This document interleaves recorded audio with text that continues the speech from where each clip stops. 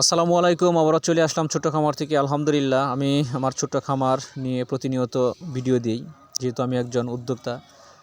তাই আমি একটা কথা বলতে চাই, যারা আমাদের মতো শিক্ষিত আছেন, আমাদের শিক্ষিত ভাইদের সবচেয়ে বড় সমস্যা, যেহেতু আমরা বড় বড় স্বপ্ন দেখি, দেখি বিদায় আমরা ছোট ছোট কাজ করতে চাই না। আমি একটা কথা বলবো যে ছোট ছোট কাজ করে ইনকাম করা যায়।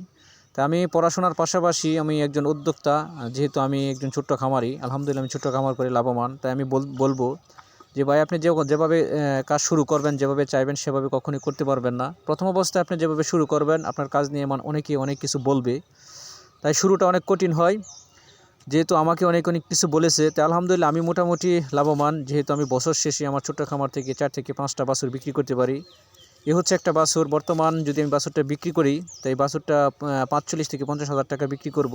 তো এরকম যদি আপনি আমার মতো ছোট্ট খামারি হন এবং বছর শেষে আপনার ছোট্ট খামার থেকে 5 থেকে 6টা বিক্রি করতে পারেন, ইনশাআল্লাহ এভাবে লাভবান হবেন।